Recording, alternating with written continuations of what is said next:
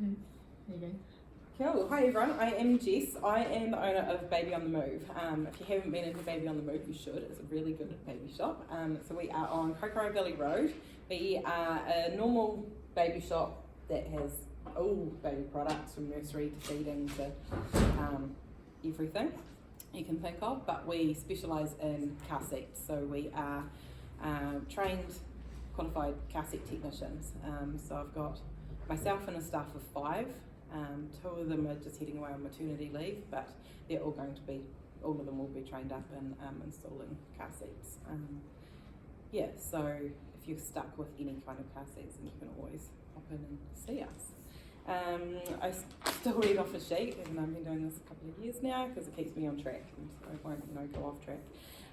So a couple of pop quiz questions. First of all, do you guys know what age a child is required by law to be in a car seat, or when a child is required by law to be in a car seat? No. Oh, sorry, until. What age until? Yeah, older than 2. It'll be really little. Yeah, so the law states age 7.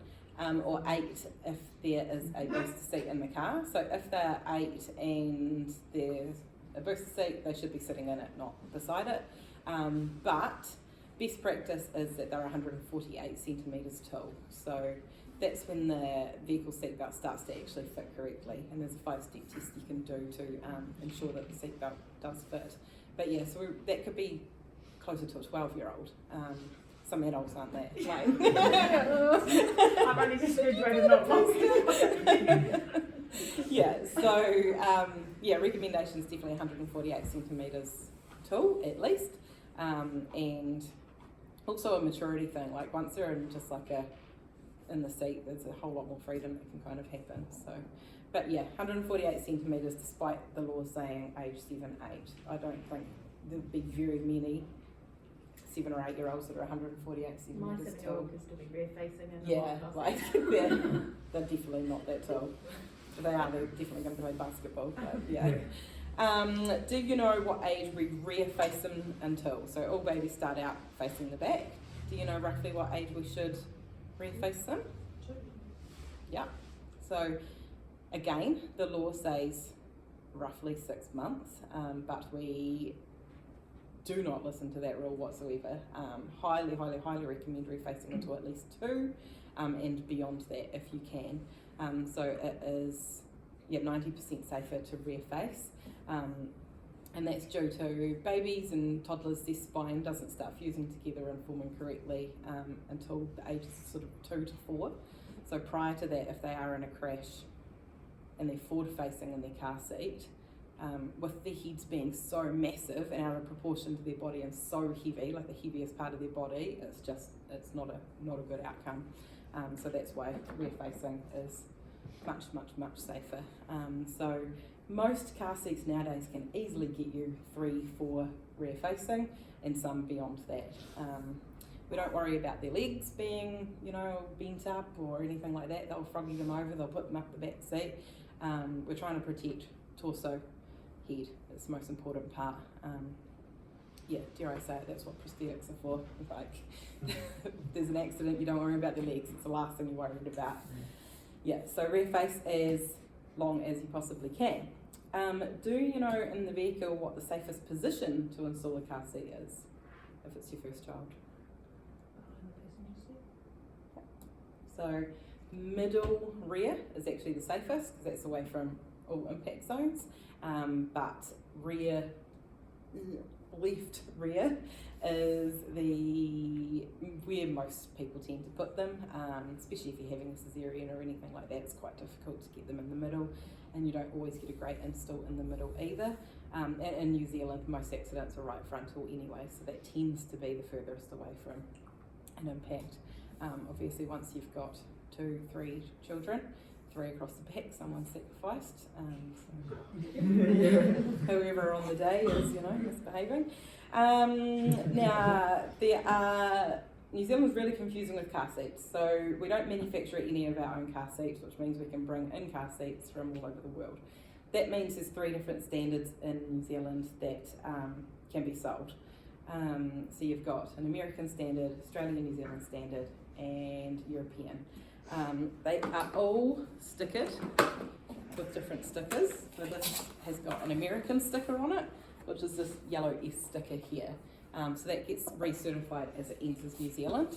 European car seats can come straight on in from anywhere in Europe, bearing in mind there are some very poorer countries in Europe and, you know, some not so poor countries in Europe. So what's coming in, the quality isn't checked. So European car seats can be quite hit and miss. And then, yeah, the Australian standard car seats, so they can come from Australia and vice versa, back and forward. They all install slightly differently. They all have different harnesses, buckles, so there's quite a few different factors about them. The main thing is if you are buying online, buying secondhand, borrowing from a friend, make sure it does have a sticker like that on it, and make sure you read the user manual for that car seat in particular of how to install it. Don't just listen to your friends that says, you know, the harness should be at this position on your car seat, because that could be incorrect for the one you're actually using. They might have an American standard, you might have a European standard car seat. So yeah, make sure that you definitely only use the user manual for your car seat. Now there's a few different options obviously of how you can put a baby in a car. So this is a capsule and base scenario.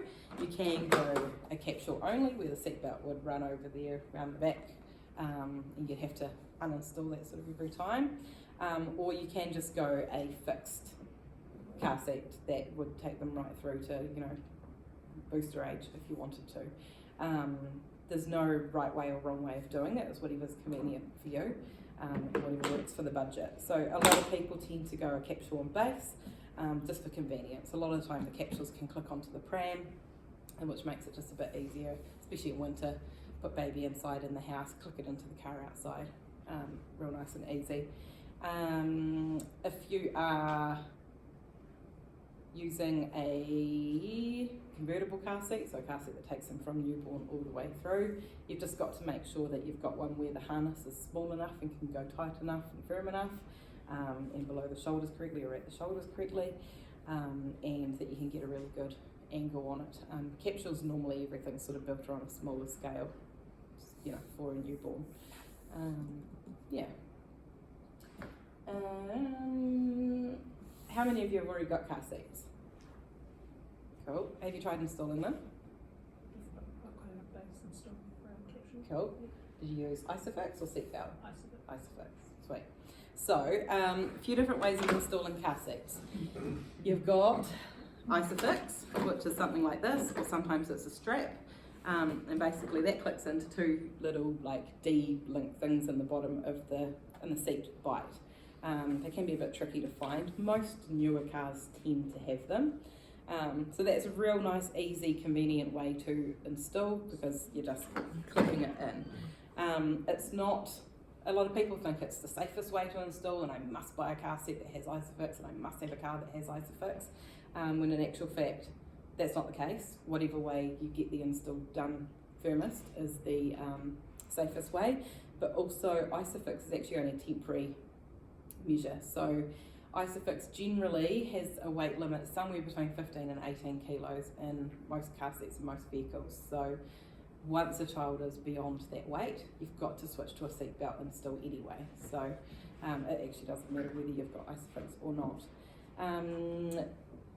Isofix can be a little bit tricky in the sense of if we've got a car seat, like a vehicle seat, and it's quite slopey, which a lot of cars do, then we click this base in like that, we pop the capsule on, and suddenly baby's just a little too upright. So in that case, we wouldn't be able to use the Isofix to install it. What we'd do is we'd use the seatbelt. Now the difference with using a seatbelt is you would run the seatbelt over here, but what we can do is roll up a towel or something and under here to manipulate that install and just flatten that seat out, so it would still be sitting like that. Put your capsule on, baby's at a good angle. Same with convertible car seats and car seat that takes you all the way through. So they've all got to be sort of at a 45-degree recline for a newborn. So we don't want any chin to chest or baby's head slumping forward or anything, because it starts compromising their airway. So really, really, really important that that's what we achieve, a really good recline. And then once they are installed, either with seatbelt or isofix, we're checking for movement down here, whether it be a capsule and base, a capsule only, or a convertible car seat. Always just checking down here to make sure you've got less than 2.5 centimetres movement. We're not wriggling it here, we're not wriggling it with that on, going, oh, it's still a bit wobbly there, not going like that. We're only looking for movement down here at the belt path. That's the important part. They're designed to have a little bit of movement within the base and around here, because you want them to cocoon baby in a crash and go with baby. You don't want it completely rigid, because then it's just the force of the harness and getting them there. With the installation, car seats are also, can be a little bit confusing too. So you've got 2 different types of seat belts in a car. I don't know if you've ever sat in the back of a car and the seat belt sort of started sucking you in. That's an automatic locking seat belt. So a lot of Toyotas have those. Or you've got just emergency locking seat belts. So both of them will lock in an emergency, but one of them will lock if you pull the belt right out, it just starts clicking and ratcheting back. Those ones are great for installing car seats. You don't need anything additional. You just pull the seat belt out, engage the locking, plug it in, get it nice and tight, and it'll lock into place. With a seat belt that just has that free movement and only locks when you yank it, you need to use a locking clip like this, or this capsule base has got, a thing in it, a locking system already in it. So your belt would go into there, you jam that down, or you can get little red clips with certain car seats, and little green clips. So yeah, have to use those if you've got an emergency locking seat belt. So just make sure you do check if you're doing a seat belt install, what sort of belts you've got. Once baby's in the car seat, you've got a harness that may look like this. Some might have a chest clip, some might not have a chest clip. So the Australian and European standard ones don't have chest clips. If it's got a chest clip, the chest clip must be at chest height, so that's generally in line with the baby's armpits, so that's the firmest part of them. Don't let it fall to their tummies, because if they were in an accident, then that's going to do a lot of damage to whatever's inside there. Once all car seats have got an adjuster that you can loosen off by pushing a button here, harness loosens, pull that to tighten the harness. Do that every single time you're putting baby in and out of the car seat. My husband's notorious for it. He'll get the baby out and he'll twist all of that and won't loosen it off, and well, she gets stroppy for a start, so I don't know why he bothers to do that and keep loosening it. But also it means you're not adjusting the harness to what layers of clothing they're wearing every time, and your harness can get in a heck of a state of being all twisted. So always loosen that off. Once baby is in the car, say this is their shoulder and that's the harness, what we want to do is make sure around their hips and over their shoulders that this is nice and firm. So we do a pinch test to make sure we're not getting any fabric. If it's too loose, we pinch and it needs to be tighter. They should be in a car seat only in like a normal, layers like this. No jackets, no blankets, no ski suits, no big cute fluffy bunny suits or anything like that, because they're just a false sense of padding. So what you'd find is you'll do up the harness. If you took baby out of that suit, put them back in the car seat in normal clothing, you'll find that there was actually a heap of slack in the harness. So really hard in winter, because I know you want to wrap them up warm, but yeah, really important not to do that. Just have them in a layer of clothes and put a blanket over top of them, or a jacket on backwards over their arms or something like that. We always suggest, especially leaving the hospital and with a little newborn, that you can see baby in the car. I didn't bring my mirror with me, but we do sell mirrors that go on the headrest of the seat. So when you look in your rear vision mirror, you can always see baby and angle that, just to make sure that they are okay. Babies should not be, especially newborns, so that's up to sort of 6 months, they should not be in car seats for any longer than an hour and a half at a time. So if you're travelling through to Central or anything like that, always take them out sort of after an hour to an hour and a half and give them a kick around and a feed, all of that. 9 times out of 10 you'll probably have to do that anyway. It's optimistic that you won't have to stop. And although capsules are super convenient and really handy that they fall asleep in it, as soon as you get them home, take them out of the capsule. Don't park this up somewhere and just have them sleeping in that. Always transfer them to their bed. Capsules are not a good angle at all. They're like that. Babies aren't designed to be, you know, in that position when they're sleeping. Again, it's just lowering their oxygen levels. So really, really, really important. Take them out of the capsule, put them in the bassinet or bed.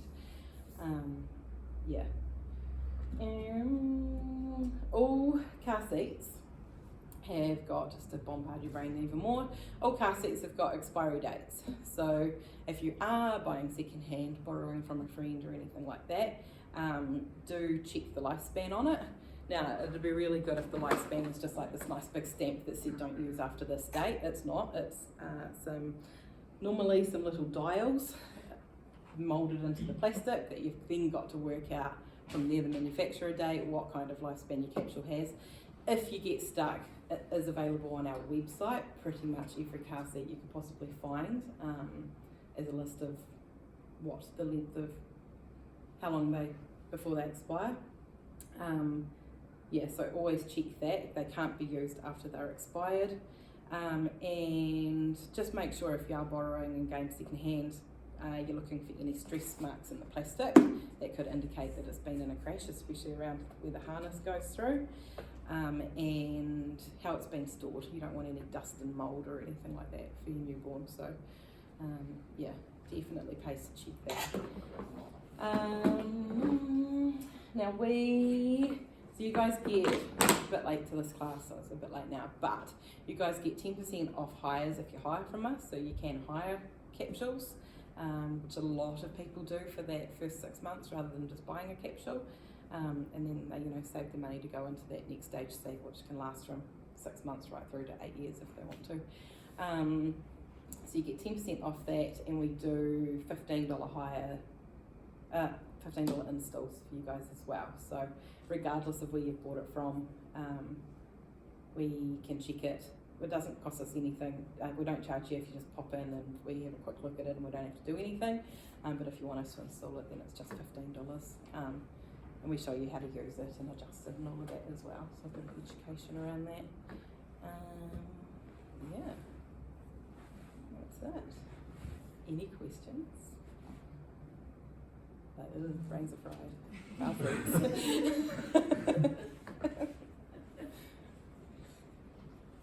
Will all the seatbelts go on the same way?